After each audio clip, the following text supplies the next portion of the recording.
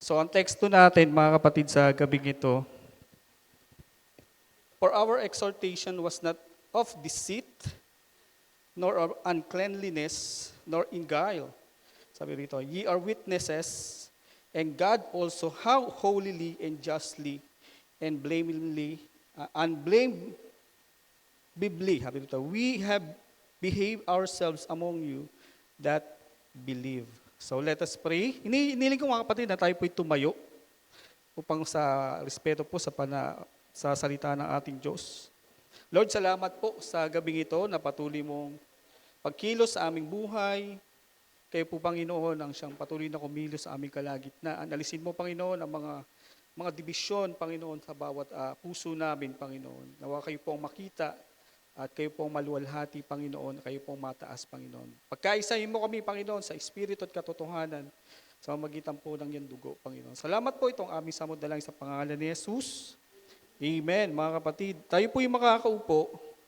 At sa oras na ito, mga kapatid, pag-usapan natin yan, the benefits of the gospel in every believers. Yan. Actually, kinuha ko lang po yan sa Google, mga kapatid. Dahil wala po akong makitang picture at hindi po ako nakagawa ng aking, ang tawag doon, text outline lang nagawa ko, mga kapatid. So, patuloy po tayo, mga kapatid. No? Sa gabing ito, mga kapatid, aalamin natin ano ba yung mga benefits ng gospel na natanggap natin sa lahat po ng mananampalataya. Tayo po bang lahat ay mananampalataya? Lahat ng mananampalataya magsabing, praise the Lord. Parang hina. Hindi ba kayo sigurado sa kaligtasan na hawak niyo, mga kapatid? Amen, mga kapatid. Alam niyo po, sa langit, mga kapatid, pagpupuri ang gagawin natin doon sa Panginoon, i-enjoy natin ang buhay doon. Pero dapat dito pa lang sa lupa, makita na ang Panginoon na tayo po ay karapat-dapat. Amen? Sa lahat ng bagay na natatanggap natin sa Kanya. Lalo na po pag pinag-uusapan po natin ang gospel, ito po ang ugat ng lahat kung bakit po tayo ngayon ay naligtas, kung bakit po tayo ngayon ay narito, kung bakit tayo nagpupuri sa Diyos. Amen? Kaya nga ang Ephesians, mga kapatid, isa sa pinakamahalagang turo ng Epeso ay pagpupuri at pagsamba. Amen ba? Kung babasahin niyo ang Epeso, mga kapatid, ay malinaw na sinasabi ni Apostol Pablo na dapat nagkakaisa tayo sa Espiritu, mga kapatid. Dahil meron lamang tayo isang bautismo, isang pananampalataya. Amen? At tayo yun, mga kapatid, na tinawag ng Panginoon. At tayo po yung nagbe-benefits dyan. Bukod sa mga bagay na yan, mga kapatid, yung kaligtasan, yung biyaya, na meron tayo ngayon, ay dahil po sa Diyos, hindi po dahil sa ating mga sarili. Kaya ang kaligtasan, hindi po yan galing sa ating mga gawa. Wala po tayong pwedeng ipagmalaki sa Panginoon, mga kapatid. We are beneficiaries lamang, mga kapatid. Kumbaga, sa kamatayan ng ating Panginoon, tayo po ay nagmana ng kanyang mga sakit, mga kapatid, yung mga karamdaman na dinanas niya. Di ba, pag may namamatay, mga kapatid, may mga last testament, di ba, may mga ganun nga, mga kapatid. Pag may mga pinagmamanahan, di ba, minsan may malalaki tayong natatanggap na mana ang mga isang pamilya. Pero alin sa Panginoon, mga kapatid, higit pa po sa ginto at pilak ang natanggap natin, mga kapatid. Amen. Praise the Lord, mga kapatid. Praise God. So, pag-usapan natin, what is the benefits of the gospel, mga kapatid? Dalawa po yung aking salamin, mga kapatid. No? Sabi ng 1 Thessalonians chapter 2, verse 3 and 10, sabi rito, for our exhortation was not deceit, nor uncleanliness, nor in guile. Sabi rito, pagkat ang inaaral daw natin ay hindi sa kamalian, ni karumihan, ni pagdaraya. Sabi rito, kayo mga saksi at ang Diyos man kung gaano ang pagkabanal, pagkamatuwid at pagkawalang kapintasan na inugali namin sa inyo sa nagsisimpalataya. So, it is about pagiging saksi. No? Tayo po lahat ay saksi pagdating po sa Ebanghelyo. At idinidetalya rin dito ni Pablo yung hindi lang tayo bilang mga saksi, kundi dapat nakikita doon ang pagiging banal at pagiging matuwid at walang kapintasan, mga kapatid. Yung pag-ugali ng dapat ng bawat isang Kristiyano. No? Tandaan natin, Paul reminds the believers in Thessalonica that the gospel did not come to them as mere words. Mere words, it came with God's power. Amen. Galing to sa kapangyarihan ng Diyos, ang gospel, through the Holy Spirit and with the full assurance because of the gospel. Their lives were transformed and became faithful followers of Christ even in the midst of suffering. No? Kailangan talaga ang mga Kristiyano, mga kapatid, kahit na tayo po ay nasa mga matitinding pagsubok at mga matitinding problema na pinagdadaanan sa buhay na ito, still ang gospel dapat nakikita pa rin sa ating buhay, mga kapatid. No?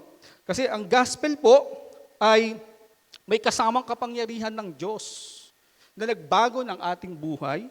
Hindi lamang siya para sa ating mga sarili kapakinabangan, kundi ito ay tumutukoy sa kamatayan ng ating Panginoon kung paano siya namatay. Dapat ganun din tayo, mga kapatid. Kaya nga sabi ng Bible, if anyone came after me, let deny himself. Amen? And take up his cross and follow me. Hindi po talaga natin mararanasan ang maginhawang bagay pagdating po sa gospel, mga kapatid, na tinanggap natin sa Panginoon, kundi meron po suffering, meron po talaga tayong mapagdadaan ng mga pagsubok at problema. Pero ang kagandahan dito, ginagabayan po tayo ng Panginoon. Yun yung mga benefits na binibigay niya sa atin para po mapagtagumpayan natin. Ano ba yung mga benefits na to, Pastor? Sabi nga rito, number 1, the word of the gospel. Sabi rito, yung salita ng Diyos mismo sa gospel. Yan ang isang benefits na natanggap natin, yung kanyang salita. Ano ba yung salita? Ang salita mismo ay ang Panginoon in John chapter 1. Diba? Sabi ng John, siya yung berbo na nagkatawang tao. Siya yung Diyos na hindi nakikilala ng sanlibutan pero pinakilala sa atin. Amen? That is our benefits. That is the benefits of the gospel na natanggap natin. Hindi po lahat nakakilala sa Diyos, mga kapatid. Hindi po lahat ay alam kung sino ang Diyos through the gospel. Amen? Ipangaral mo ang gospel, mga kapatid. Hindi yan tatanggapin ng tao basta-basta. Maliban na lang kung ang tao ay lalapit sa Diyos sa kanya lang maintindihan. Yung word of God, mga kapatid. Isa yan sa mga benefits na binigay sa atin ng Panginoon. Yung salita niya. Kailan ba nangyari yan, Pastor? Sabi ng Bible, malinaw ang Romans chapter 10, verse 17, so the faith comes from hearing. Amen. Nung narinig mo ang salita ng Diyos, nagkaroon ka ng pananampalataya. Nabuhay ang iyong pananampalataya. Yung dating pananampalatayang patay, o yung pangsanlibutang pananampalataya ay napalitan ng pananampalataya sa Diyos dahil yung salita niya mismo, yung Word of God. Alam niyo, dalawang klase na ang pwedeng panggalingan ng faith. Although sinabi naman ng Biblia rito na hearing o pakikinig. Una, hearing, and then yung pagbabasa, syempre. This is our personal, mga kapatid, na ginagawa natin araw-araw pag tayo po ay nagsasaliksik sa salita ng Diyos, yung ating faith tumitibay. This is the benefits. That is our benefits, mga kapatid. And kung araw-araw po natin itong babasahin, mas naiintindihan at lumalalim ang ating relasyon sa Diyos. At nalalaman natin kung ano yung kanyang mga kalooban. Kaya po tayo dumadalo sa mga gawain, nagiging mabuti tayo sa ating kapwa, ginagawa natin yung mga ministeryo natin dito sa loob, at hindi lang sa loob, kundi hanggang sa labas, kasi mas lumalalim yung ating pagkaalam sa salita ng Diyos. Nagkakaroon na tayo ngayon ng compassion. Dahil nakikita na natin ang salita ng Diyos ay hindi lang pala nakakulong, kundi ang salita ng Diyos ay para din pala sa lahat. Na ipipreach na natin ngayon yun kasi malalim na eh. Amen ba? Kaya yan isa sa mga benepisyo na natatanggap natin. Kaya mahalaga ang pakikinig ng salita ng Diyos. Huwag niyo pong iisipin kung sino yung tumatayo dito, mga kapatid. Wala po tayo dapat sinasabi rin na paborito ko si ganito, ganyan. Dapat maging paborito natin ang Diyos, mga kapatid. Yung kanyang mga salita. Sabi nga ni Mayla, wala pong papugian dito, mga kapatid. Mas pogi ang Diyos. Kung papugian na, si Brother Ferdy na lang. Mga kapatid. So, hindi yon, mga kapatid, no? Kung may beauty naman ang pag-uusapan, ang Diyos yun eh. Yung kagandahan ng Panginoon, yung kabanalan niya, sapat na para makita ang beauty, mga kapatid. At tingnan mo nga yung kapatid mo ngayon dyan, may makikita ka bang maganda? Maybe, siguro yung appearance. No? Pero maya-maya, may makikita ka ng pangit dyan, mga kapatid. No? Pero sa Lord, wala kang makikita pangit. Puro kagandahan. Kaya ang Diyos lang ang maganda. Ang kanyang salita ay maganda, mga kapatid. Ayan ang naglilid sa atin, nagbibigay ng benepisyo sa atin sa araw-araw. And in fact, sabi ng Bible, yung salita ng Diyos nagiging ilaw. Ilaw natin, pagkain natin at kalakasan, bawat mananampalataya. Kaya nga ang Kristiyano dapat malakas lagi. Pag sinabi kasi benefits, nakikinabang. Ano ba yung nakikinabang dyan, mga kapatid? Yung ating spiritual na kalagayan sa Lord, mga kapatid. Yun yung lagi nating pinalalakas. Hindi yung ating physical. Hindi tayo nagpunta dito para kumain. Hindi tayo pumarito para magkwentuhan. Hindi lang tayo pumarito para makipagtsikahan. Kundi kailangan natin gawin kung ano yung nararapat na benepisyo na makukuha natin sa salita ng Diyos. Kung ang salita ng Diyos ay, kung babasahin natin ng Biblia, mga kapatid, marami po tayo matututunan. Kaya nga ang Kristiyano, kailangan mas malalim siya, lumalalim siya araw-araw sa salita ng Diyos. Dahil ang kanyang pananampalataya ay mas lalong tumitibay sa pakikinig at pagbabasa. Sabi ng Hebrew chapter 4, verse 12, the Word of God is living and powerful and pierces the heart. Tingnan niyo mga kapatid, this is the benefits of the gospel of God through His Word. Now, dahil nasa loob na tayo ng kaligtasan na binigay ng Panginoon sa atin, mga kapatid, alam ng Diyos ang intent ng ating mga puso. Alam niya kung mabuti, masama, kung ano yung iniisip natin. Amen ba? Kung pumarito ka, ay para lang sa ikalalakas mo, ibibigay ng Diyos sa iyo, mga kapatid. Naalala ko yung preaching ni Pastor Joe. Sabi ni Pastor Joe, every time na tayo lumalapit sa Panginoon, humingi sa Panginoon, dapat nakakonect lagi doon sa kanyang kalooban, hindi sa kalooban natin. That's right, mga kapatid. Kasi kailangan pag pumapasok tayo lagi dito, always connected tayo sa Lord. Walang personal agenda. Amen? Dapat lagi na sa Diyos ang agenda, hindi sa atin. Kasi siya yung magbabago ng ating buhay. Siya yung may alam kung ano yung mabuti at masama sa ating buhay, mga kapatid. Through His Word. Tinuturuan niya tayo araw-araw. Amen ba? Kaya pag hindi po tayo marunong magbasa, hindi po tayo mahilig magbasa, hindi rin naman talaga tayo makapag-share ng gospel. Paano natin papamahagi ang salita? Ang gospel, sinasabi ni Pablo, napakaganda. Amen? Sabi ng Acts. Kahit gaano aganda ang gospel, kung wala namang makakaraw, wala rin kwenta eh. Paano kasi yung magdadala, hindi rin niya naiintindihan. Pero kung ang salita ng Diyos, naiintindihan natin, mas madali natin ma-apply. Madali natin maituro, madali natin maibahagi sa iba. Walang takot doon, mga kapatid, hindi tayo mag-aalinlangan. Kasi alam natin yung salitang tinanggap natin sa Diyos, nag-e-effect sa buhay natin, mga kapatid. Nakikita yun, mga kapatid. Kaya nga sabi ng Biblia, kayo ang ilaw at asin. Ang isang Kristiyano dapat lumiliwanag. Dapat nagiging alat siya ng sanlibutan.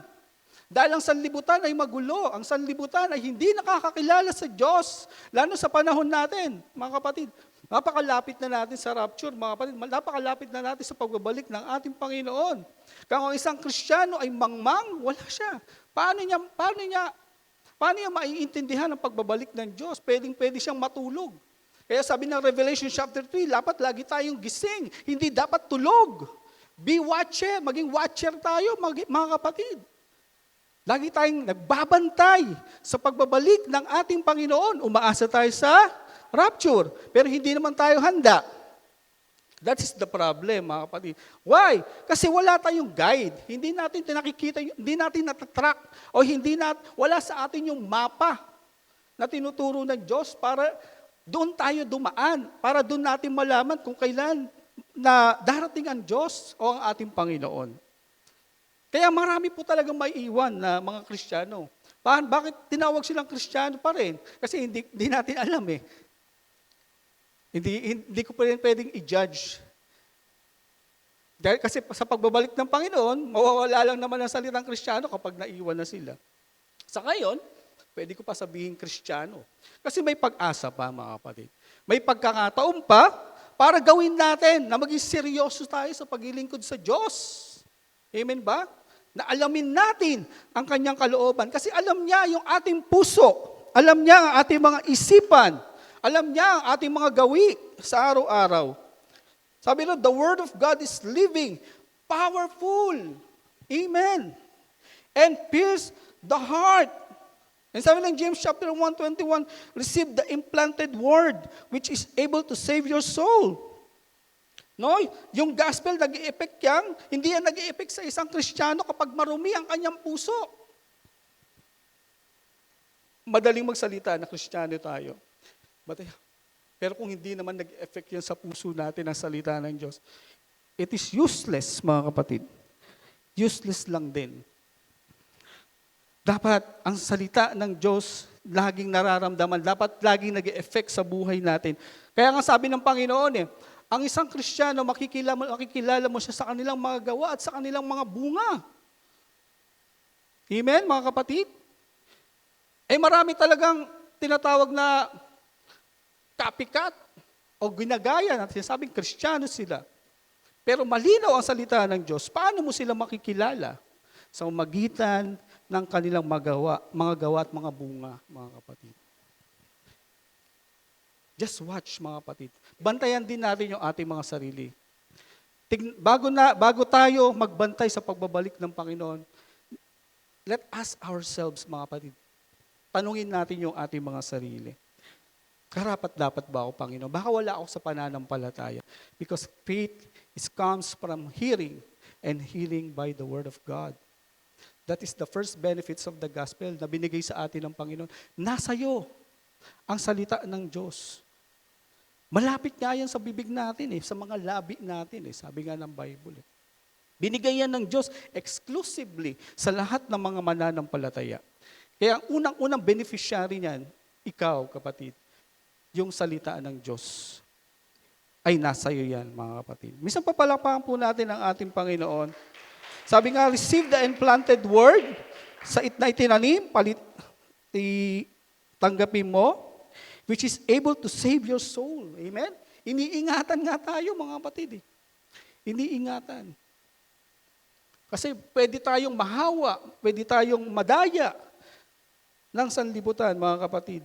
Lalo na ang social media, mga kapatid. Kagabi, mga kapatid, nanood ako ng patungkol sa documentary ng dark web. Ang tindi pala ng dark web, mga kapatid. Napakalalim pala talaga ng social media na yan, mga kapatid. Pero hindi lahat nakaka-access, even the government, mga kapatid. Yung isa doon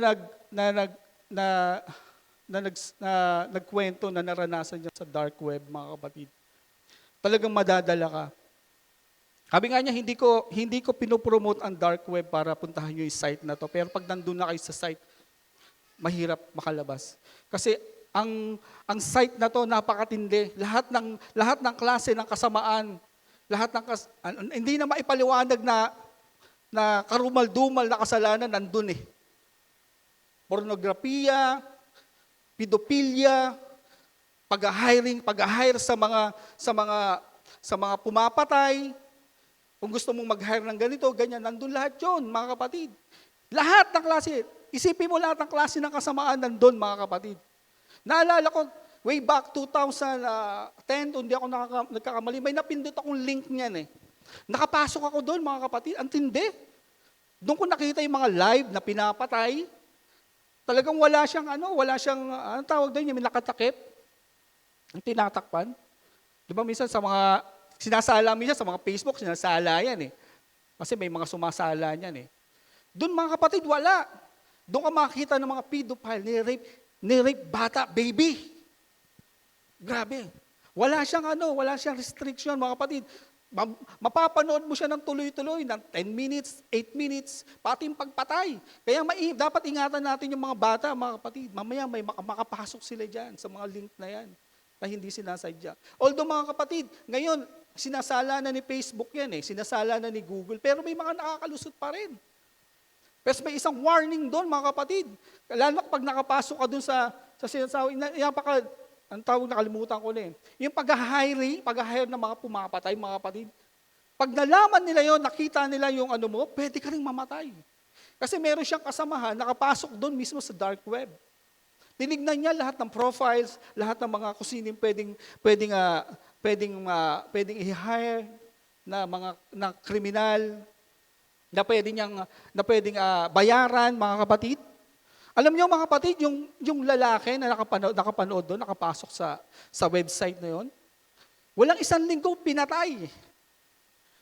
Kasi nga, yung site na yon mga kapatid, ano yun eh, kumbaga, hindi ka basta-basta makakapasok doon kung wala kang access doon. Minsan may mga link niyan, may mga nagsasadya ng link niyan mga kapatid. Grabe, nakakapita. Doon ako nakikita ng mga kinakatay na tao, pinuputulan ng paa, tinatanggalan ng mata. Ay, grabe.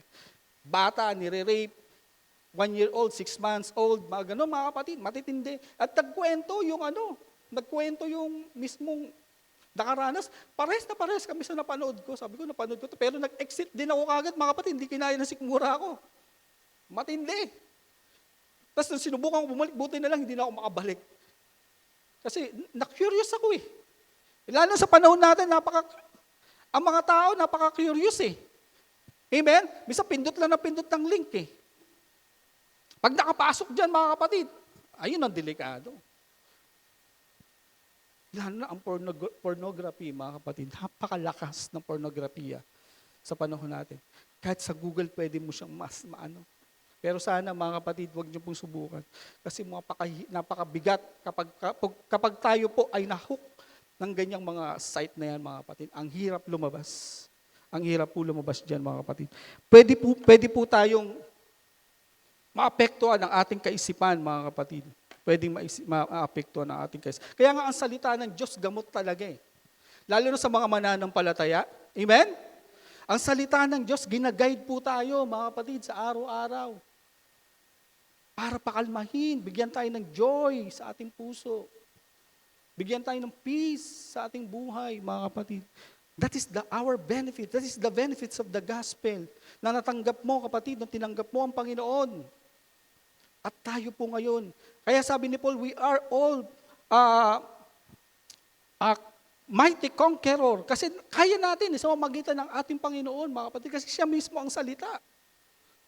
Tinutulungan tayo ng Panginoon sa panahon ng ating mga kahinaan, sa mga pagsubok. Eh kapag hindi po tayo malalim sa salita ng Diyos, paano na? Patay na, mga kapatid. Maapektuhan yung ating paglago, mga kapatid. Hindi tayo magagamit ng Panginoon. Hindi magliliwanag ang ilaw na nasa atin. Walang iba kung mismo ang ating Panginoong Jesus. Kasi naku-quench ang kanyang espiritu, mga kapatid. Hallelujah. Praise the Lord. The gospel begins with the hearing God's word without the message of Christ. No one can believe or be saved. Amen. Ang gospel daw, nagsimula talaga yan sa pakikinig. Yung hearing by the word of God. Sabi, without the message of Christ, mga kapatid. Kung wala yung salita ng Diyos, wala rin namang kwenta ang gospel eh. Amen? Kailangan paniwalaan natin. Kailangan talaga mga kapatid, panghawakan natin ang salita ng Diyos. Number 2, the power of the gospel. Pangalawa, ang gospel ay kapangyarihan. In 1 Thessalonians chapter 1, verse 5, but also in the power. The gospel ay kapangyarihan, mga kapatid. Sabi ng Romans chapter 1, verse 16, the gospel is the power of God unto salvation. Amen? Kaya nga every time na ating putong pinapangaral, mga kapatid, may laging may conviction dyan. Kasi kapangyarihan ng Diyos yan eh. And even us, nakukonvict tayo sa salita ng Diyos. Because ang salita ng Diyos ay binigay nga sa atin ng Panginoon, mga kapatid. Sabi nito, it is a power of God to every believers. Amen? Kung meron mang kapangyarihan na meron ka, mga kapatid, hindi para palutangin ang tawag dyan. Ang isang bagay, hindi mo kapangyarihan yon. Ang kapangyarihan mo, mga kapatid, ay ang salita mismo ng Panginoon. Ang sabi ng Panginoon, na-overcome niya na ang sanlibutan, mga kapatid, sa pamamagitan niya. Because ang Diyos mismo ay siya ang salita. Kapangyarihan. Kapag sinabing kapangyarihan ng gospel, siya ay nagpalaya sa ating mga kasalanan. Nagpatawad ng ating mga kasalanan. Amen? Binigyan niya tayo ng buhay. Biruin mo na, dati yung buhay mo. Dati criminal mind tayo, mga kapatid, mapaghiganti tayo sa kapwa. Amen? Sino hindi ganyan dati, mga kapatid? Diba, gusto nga natin gumanti sa kapwa natin eh. Sana wala nang ganong kaisipan, no? Dito sa ating mga Kristiyano, no? Makagantihan ko lang to eh. Mga ganong tipo, mga kapatid. Alam nyo, ang salita ng Diyos, yung gospel na tinanggap mo, mga kapatid, tinanggal niya yung lahat ng kaisipan na yan. Yung old nating pagkatao. Kaya nga sabi ng Ephesians chapter 4 verse 22, kung di ako nagkakamali, 4:22 to 24. Sandali lang. Pwede ba? Basahin lang natin. Ito maganda ito. Yung sinasabi, put off and put on. Kasi yung gospel ay yan ang tinuturo sa atin eh. Alisin mo na yung luma, isuot mo yung bago. Yung kapangyarihan kasi yan, yung bago. Sabi rito mga kapatid. First, Ephesians chapter 4, kung di ako nagkakamali, 22 to 24. That you put off, ito nga, that you put off concerning the former conversation, the old man. Ayun yung buhay natin eh. Pagdala mo pa yan, mga kapatid, ibig sabihin walang nagbago sa iyo. Sabi rito, which is corrupt, according to the deceitful lust. Lust pala yan, mga kapatid, tuloy mo, kapatid. Verse 23. And renew in the spirit of your mind. Amen? Dapat renew in the spirit of your mind. 24. And that you put on the new man, which after God is created in righteousness and true holiness. Sabi rito, mga kapatid, ang kasunod niyan, puro kasalanan, mga kapatid, sa 25. Sige, tuloy mo ka sandali. Hala, sa 25. Yung dati nating buhay. Wherefore, putting away lying, speak every man truth with his neighbor, for we are members of one of another. Kung tutuloy mo pa yan, mga kapatid, kasalanan yan. That is a former life. Just to put on, not to put off the old. Put off the old. Kasi ang kapangyarihan ng Diyos nagbabago ng buhay. That is our benefits. That is the benefits of the gospel. Kung dati ka sinungaling, dapat di ka na nagsisinungaling ngayon. Ganun lang yon, mga kapatid. Kung nag-iisip ka sa kapwa mo na masama, dapat di ka na nag-iisip sa kapwa mo na masama. Kung dati hindi ka masiglang sumamba sa Diyos, dapat mas masigla na ngayon. Dapat ganun. Inaalis na natin yung luma. Pinapakita natin yung tunay na pagbabago. Kasi yung pagbabago, yun yung kapangyarihan na ginawa ng Diyos sa'yo. Nirenew ka niya. Kaya ang tawag dyan ay born again. Kaya nga isang Kristiyano, dalawang beses siya pinanganak. Pinanganak sa laman at pinanganak sa Espiritu. At ang Espiritu na yan ang tumutulong sa atin sa araw-araw para makapamuhay tayo ng karapat-dapat sa Diyos. Kaya iniwan ng Panginoon ang kanyang Espiritu para magpaalala sa bawat isa sa atin, mga kapatid. Dahil ayaw ng Diyos na iiwan ka. Hindi naman na tayo iniwan na umakyat sa langit. Iniwan niya mismo ang kanyang Espiritu para magpaalala, magpalakas, mga kapatid, magturo sa bawat isa sa atin. Praise God! Nandiyan po ba kayo, mga kapatid? That is the power of God. Kapangyarihan ng Diyos. In 1 Corinthians chapter 1, verse 18, the message of the cross is the power of God to those of being saved. Tingnan mo ang cross, mga kapatid, every time na tayo po ay nanghihina, every time na tayo po ay tingin natin wala tayong pag-asa. No, kapatid, may pag-asa po tayo. Ang totoo niyan, tinapos na ng Panginoon ang lahat ng paghihirap na meron tayo sa mundong ito. Natural lang na dumadanas tayo ng mga pagsubok sa mundong ito dahil nandito pa tayo. But meron tayong tinatawag na blessed hope. One day, ang Diyos, kukunin niya tayo. Amen? Ayun yung hinihintay natin. Sa ngayon, nakakaranas tayo ng mga ganito, sakit, karamdaman, at iba't ibang klase ng pagsubok sa buhay. Pero sabi ni Paul, walang katumbas yan sa kaluwalhatian na matatanggap nyo sa pagdating ng panahon. Nandiyan pa ba kayo, mga kapatid? Kaya dapat alisin natin yung mga ganong kaisipan, yung mga lumang kaisipan. Dahil ang kaisipan na binigay sa atin ng Panginoon ay pag-asa. Ang cross ay pumutukoy sa kamatayan ng ating Panginoon. Hindi dahil para sa mga benefisyong nais nating mangyari sa ating buhay, kundi ito'y tumutukoy sa pagsuko natin sa Diyos. Dahil mismo ang Panginoon, isinuko niya ang kanyang buhay sa bawat isa sa atin upang tayo po ay maligtas. Amen? Yan po yung ginawa ng Diyos sa atin, mga kapatid. Kaya siya kapangyarihan. Walang imposible sa Diyos, mga kapatid. Kaya kung tayo po ipapangaral natin ang salita ng Diyos na may kapangyarihan, na may pananampalataya sa ating kapwa, kaya ng Diyos magligtas. Ganun po ang Diyos natin, mga kapatid. Kung ikaw ay kayang iligtas ng Panginoon, kaya rin iligtas ng Diyos ang mga tao na walang pag-asa. Dahil meron Diyos na namatay para sa kanila. For God so loved the world, and He gave His only begotten Son. Amen? Binigay niya na ang kanyang bugtong na anak. Nang sino man sa kanya ay sumampalataya, ay magkakaroon ng buhay na walang hanggan sa pamamagitan ng ating Panginoong Jesus. Praise God! Hallelujah! That is the power of the gospel. Ang sabi ng Bible, if anyone is in Christ, he is a new creation. That is the meaning ng ating pong binasa sa Ephesians chapter 4.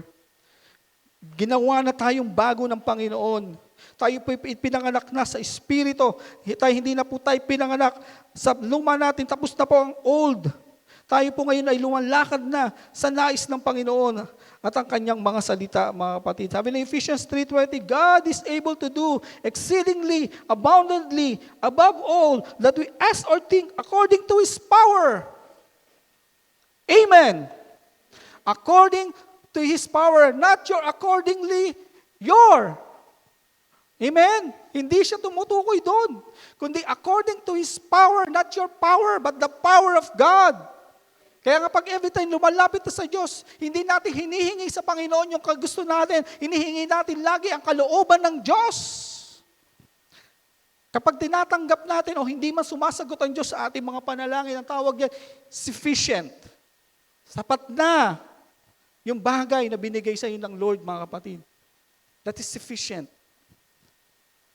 Kasi alam ng Diyos kung ano yung mabuti para sa atin. Kasi alam ng Diyos, pag sumobra pa doon, pwede tayong mapahamak. At hindi yun pahihintulutan ng Lord. Mawawala ng silbi ang gospel ni Lord sa ating buhay, mga kapatid.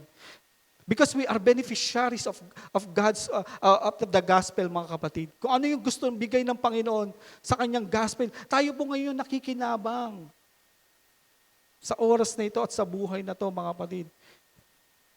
Hanggang dun sa future, mga kapatid. Amen? Praise God, mga kapatid. Hallelujah. God is able to exceedingly abundantly above all that we ask or think according to His power. Iwan lang natin sa Panginoon, mga kapatid, yung mga bagay na nais natin mangyari. Siya po ang nakakaalam at alam niya ang mabuti para sa atin. The gospel does more than inform. It is transform. Amen? It changes our heart, break the power of sin, and gives new life. That is the purpose of the gospel, mga kapatid. Sometimes may mga bagay na ginagawa ang Diyos sa atin na akala natin pinahihirapan ng Panginoon. Gusto pala ng Diyos, matuto tayo doon, mga kapatid. Gusto ng Panginoon, matutunan natin kung ano yung nais niya sa ating buhay. Dahil gusto ng Lord mag-transform ang ating puso. Ma-break ang sin na sa ating mga buhay, mga kapatid. Kasi yung lust of the flesh, isang sin yan mga kapatid Nang sinasabi ng Bible ng John. Yung lust of the flesh, lust of the, ano ba yung tatlo na yan? Lust of the flesh. Wala ko sa isip. Yung tatlo, mga kapatid. Ano? Tulungan nyo nga ako, Pastor. Pride of life. Pride of life. Lust of the eyes. O yan mga kapatid, minsan, normal yan sa atin Lumalabas yan Kaya minsan naiinggit tayo mga kapatid, di ba? Sin yun. Sin. Kasalanan ang sinasabi doon ng Biblia, mga kapatid. Sometimes yun ang nag-e-effect sa buhay natin. Kaya minsan nag-ahangad tayo ng mga ganong bagay. Pero gusto pala ng Panginoon, alisin yung mga ganong, mga nandun sa ating puso, yung mga bagay na yan. At gusto tinuturuan ng Panginoon yung ating mga puso, mga kapatid, na makontento kung ano meron tayo, mga kapatid. Hindi tayo pinapahirapan ng Diyos. May purpose ang lahat ng bagay sa buhay natin. Nung tayo po ay nasa gospel na ng Panginoon, may purpose ang buhay, mga kapatid. Dahil ayaw ng Panginoon na mawala tayo sa kanyang mga kamay. Nandiyan pa ba kayo? iniingatan tayo ng Diyos araw-araw. Kaya huwag ka mainggit kung may ganito si kapatid, ikaw wala. Sabi ko nga, is it sufficient? May purpose yan, mga kapatid. Malay mo, pagdating ng panahon, mayaman siya rito, pagdating sa langit, mas mayaman ka pala. O, di ba? Kasi may reward naman mga kapatid, may reward But, ang pinaka mahalaga dito, mga kapatid, tayo po ay nililid ng Panginoon at tinuturuan niya tayo mamuhay na ayon sa kanyang kalooban lamang, mga kapatid. Just apply the gospel, mga kapatid. I-apply natin ang salita ng Diyos sa ating buhay, yung kapangyarihan nito, mga kapatid. That is the second benefits. Number 3, the presence of the work of the Holy Spirit. O, yan na. Although medyo nagbigay na ako kanina ng konting pahaging sa banal na Espiritu, but the work of the Holy Spirit, that is the third benefits, through the gospel, sabi ng Thessalonians chapter 1, verse 5, see, and in the Holy Ghost. So, hiniwan ng Panginoon yung kanyang banal na Espiritu. Sabi ng John chapter 16, verse 8, the Holy Spirit convict the words of sin, righteousness, and judgment. Banal ang Espiritu na magpapatulad, gumagabay sa atin para sa lahat ng mga mananampalataya, mga kapatid. Kinukonvict niya tayo Alam nyo, ang isang Kristiyano, kapag may banal na espiritu yung mga kapatid, alam niya ang kasalanan. Alam niya kung paano umiwas. Amen. Regalo, mga kapatid, ang banal na espiritu sa atin ng Panginoon para makonvict ang sanlibutan. At mismo tayo, maintindihan natin ang nangyayari sa sanlibutan. Hindi tayo mga mangmang, tayo po ay mga may alam sa nangyayari sa ating kapaligiran, mga kapatid. Kaya nga ang banal na Espiritu, siya yung nagbubukas. Naalala ko tuloy yung palabas na yung sa Avenger. Sino nanonood na Avenger, mga kapatid? Nanonood ba kayo Avenger? Nanonood ba tayo lahat na, mga kapatid? Nanonood din ako nun Avenger, para ayaw nyo pa aminin maganda pa na palabas siya, kung gusto mo lang mag-enjoy, no? Wag mo lang paniwalaan talaga, puro lang yun Puro mga katang-isip lang naman yun Yung Avenger, kilala niyo si Doctor Strange. Kayo nakakilala kay Doctor Strange. Ano yung kapangyarihan ni Doctor Strange? Manggagamot, pastor. Hindi siya manggagamot, mga kapatid. Si Doctor Strange, makapangyarihan siya. Ano siya parang may halong witchcraft siya. Pero hindi natin na yung mga kapatid. Ang sinasabi ko lang dito, kung sino si Doctor Strange, mga kapatid. Nag-i-enjoy lang ako sa palabas na pero hindi ko sinasampalatayanan yung mga kapatid. Okay, mag-alala. Ito ay bahagi lang ng enjoyment sa mga fiction na palabas, mga kapatid. Kaya wala namang masama dyan.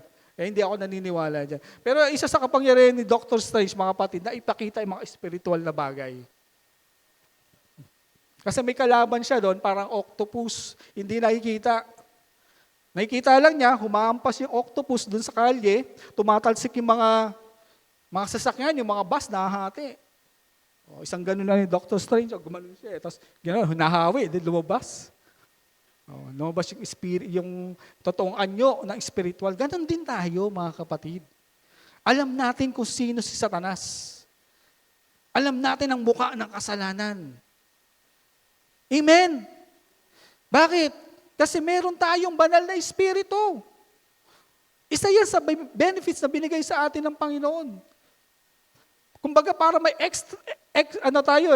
extra vision, mga kapatid. Nakikita at nalalaman natin kung yung tao ay mabuti, yung kanyang mga sinasabi.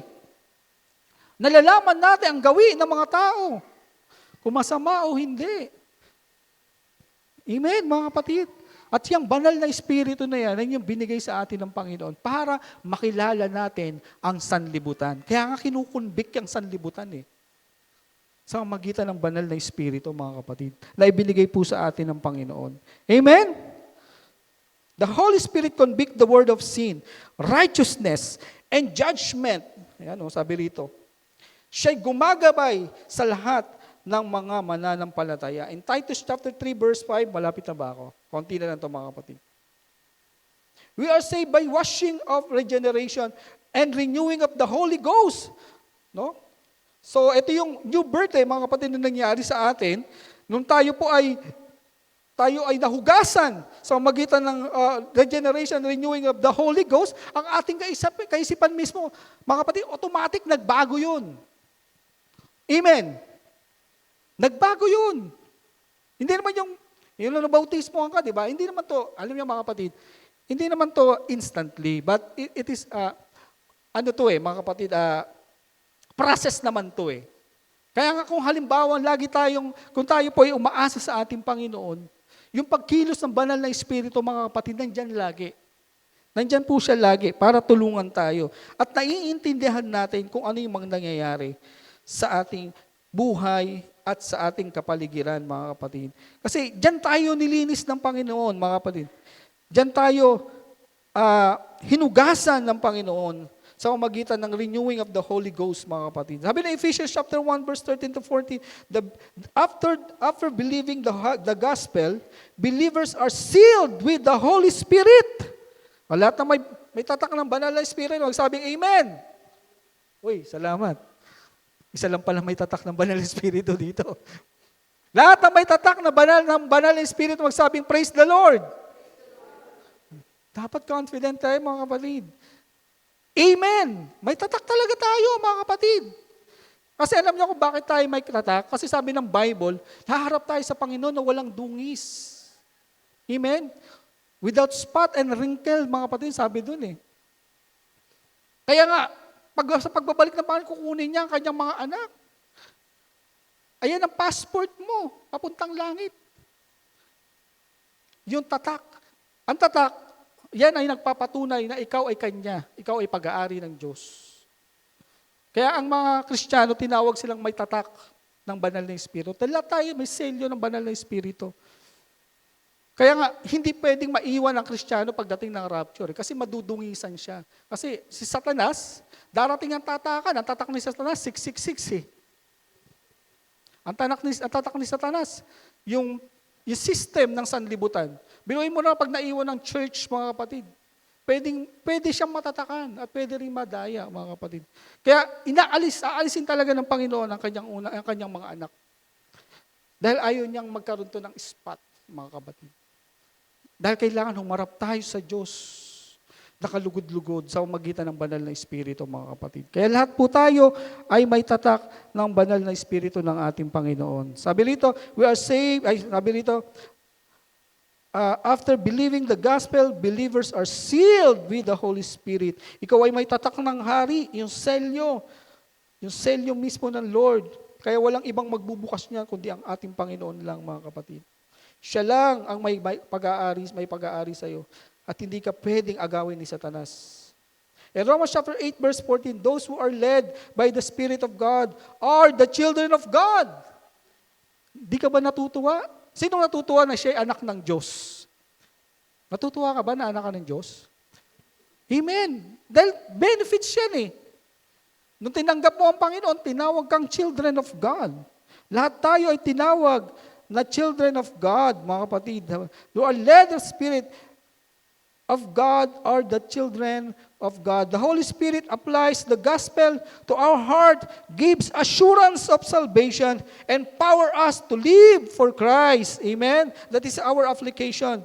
Every day, dapat lagi itong nakikita, lagi nating i-assure na tayo ligtas sa magitan ng kapangyarihan ng ating Panginoon, na tayo po ay may tatak ng pag-aari ng Diyos, mga kapatid. Yan dapat ang ating pinangahawakan sa araw-araw ng ating buhay. Number 4, the benefits of the gospel, the fruit of the gospel. What is the fruit of the gospel?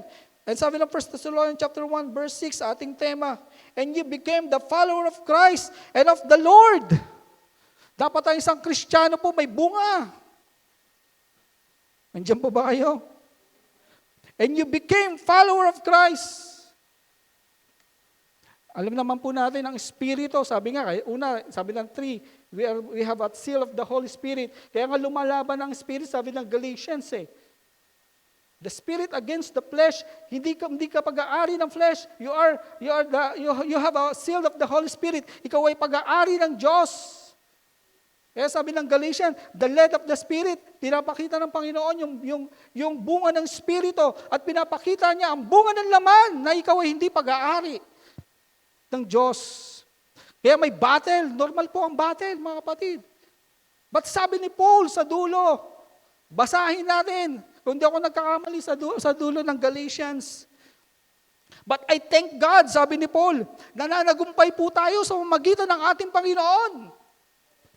Amen? Kahit may mga battle po tayo, basahin natin sa Galatians chapter 5, kung di ako nagkakamali.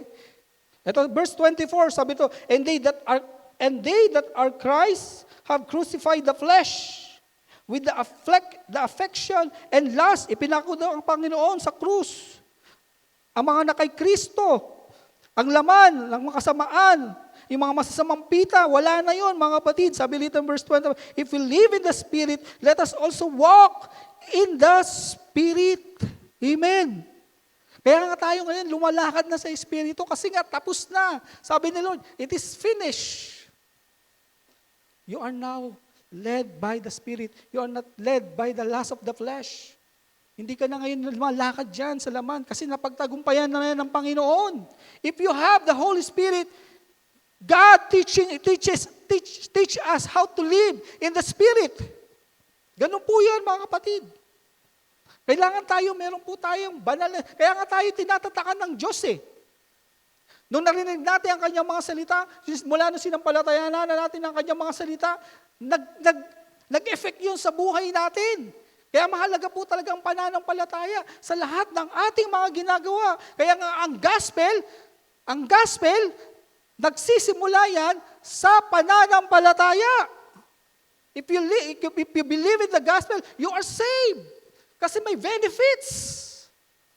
Ang gospel sa buhay natin, may guide na itinutukoy ang Panginoon para makalakad tayo ayon sa kanyang mga salita. Hindi in the moment na ikaw ay naligtas-ligtas ka na, bahala na si Batman sa buhay mo. Bahala ka na kung anong gusto mong gawin. No. Tinuturuan tayo ng Panginoon araw-araw, mga kapatid. Na dahil ang katotohanan ng gospel na tinanggap mo. Mas mahigit pa yan, may malalim na dahilan kung bakit po may gospel. Dahil ang gospel nagtuturo ng tamang buhay. Dahil ang gospel ay nagtuturo ng kaligtasan. Ang gospel ay nagtuturo ng assurance.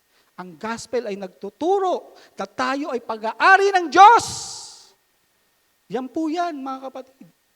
Pag hindi alam ng isang Kristiyano yan, mga kapatid, hindi siya mag-iingat araw-araw. Pero tandaan natin, ang gospel, yan ang ating pag-asa.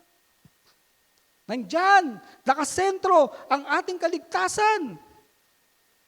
Kung wala yung mga bagay na ito, mga kapatid, hindi tayo mananagumpay sa sanlibutan at hindi rin tayo magagamit ng Panginoon ayon sa kanyang kalooban upang ipahayag ang kanyang mga salita. Palapakan po natin ang ating Panginoon, mga kapatid.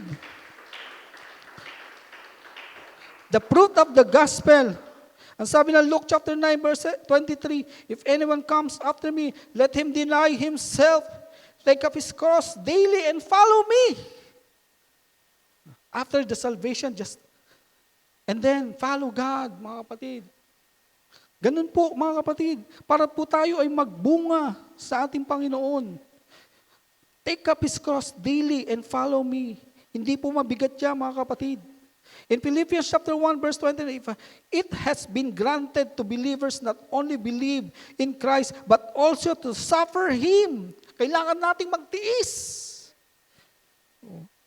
Alam nyo, mga kapatid, maraming Kristiyano ayaw nagtitiis, gusto sarap. Kasama yan sa buhay, mga kapatid, kasi hindi ka lalago dyan. Kung puro sarap lang ang gusto mo. Kung may mga suffering, much better, mga kapatid. Kung sa ministry nakakaramdam ka ng bigat, much better. Kung sa ministry nagkakaramdam ka ng tinatawag na, tawag doon, mga kapatid, na yung parang ikaw ay nadidismaya, much better. Ibig sabihin niya, nag-e-effect sa iyo ang gospel. Amen? Mas tinuturuan ka ng Diyos na magpasensya. Mas tinuturuan ka ng Diyos sa karakter na dapat mong ma-overcome. Much better, mga kapatid. Kung nakakaranas ka ng mga ganitong mga pagsubok sa buhay mo, dahil yung pagsubok mo ay parang ginto na dinadaan sa apoy para kuminang at makita ang kahalagahan ng ginto. Dahil ikaw ay ginto. Ang gusto ng Panginoon, kuminang pa tayo at mas makita ang kahalagahan ng buhay na binigay sa atin ng Diyos, mga kapatid. That is a gold, mga kapatid. Ang ginto mahalaga. Mas nagiging mahalaga lang ang ginto, pero ginto yan, kahit anong gawin mo dyan. Ang purpose lang naman ng pagdaan sa apoy para kuminang. Pero mabibili pa rin yan kahit yan ay nahukay pa sa lupa. Dahil ginto naman talaga yan. Hindi lang naman yan dumaan sa apoy, doon lang siya naging ginto. Kundi ginto talaga siya, mga kapatid. Ang purpose ng pagkinang mo, para makilala lang yung pagiging ginto mo. Yung kahalagahan nito, mga kapatid. Ikaw po ay higit pa sa ginto at pilak sa mundong ito, mga kapatid. Lahat po tayo ay mahalaga sa ginto. Sabi ni Lord, if anyone came after me, let deny him, take up his cross, and follow me daily. In Philippians chapter 1, verse 29, it has been granted to believers not only to believe in Christ, but also to suffer for Him. In Galatians chapter 5, verse 22, the fruit of the Spirit, ito yung binasa na natin kanina, mga kapatid. In Matthew chapter 5, verse 16, let your light shine before men. Amen? Kailangan magliwanag po tayo, mga kapatid. That is one of the benefits of the gospel. Hindi lang tinanggap po siya. Dapat nagliliwanag yung ebidensya ng gospel sa ating buhay.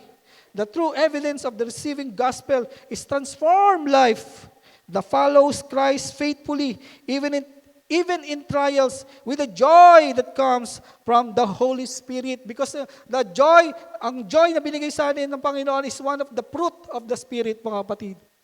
Kailangan nandun yan. Dapat lagi tayo natutuan, masaya sa ating buhay, mga kapatid. Because meron pong bunga na binigay ang ating Panginoon. Purihin ang ating Panginoon, mga kapatid. Hallelujah! And our conclusion, the gospel bring for great blessing to every believer. The word of the gospel, it revealed God's truth. Amen! It revealed God's truth. The power of the gospel transform lives. The Holy Spirit, through the gospel, He convicts, seal, and empowers believers. The fruit of the gospel, a life that follow Christ with joy and appearance, invitation. And sabi na Romans chapter 10, verse 34, whosoever shall call upon the name of the Lord shall be saved, mga kapatid. Amen? That is the benefits of the gospel, mga kapatid. Malalim ang gospel na natanggap natin, mga kapatid. Lahat po tayo ay beneficiary dyan, mga kapatid. At ang mga tumanggap yan dyan, ng mga bagay na yan, mga kapatid, yung mga mananampalataya. At walang iba kundi sino yan, mga kapatid. Ikaw po yan, na nakaupo dyan. Mula nang tinanggap mo ang gospel, ngayon, tayo po ngayon, ang nagbe-benefits ng lahat ng ito, mga kapatid. That's why, lahat po tayo, mga kapatid, ay sinelyohan na ng ating Panginoon. Tayo po ngayon ay iniingatan na ng Panginoon, mga kapatid. Kaya kailangan lang magtiwala, patuloy tayong patuloy natin isuko ang ating mga sarili sa Diyos, mga kapatid. Alisin na natin yung former. Just put off the former life and put on yung new man na tinatawag ng Ephesians, mga kapatid. That is the Holy Spirit, mga kapatid. Yung renewing by the Holy Spirit, mga kapatid. Yung tinatawag na regeneration, mga kapatid. Hallelujah. Minsan pa, mga kapatid, ating pong palapakan ang ating Panginoon. That is our preaching for today. At inibita ko ang bawat isa na tumayo. At patuloy po tayong sumamba sa ating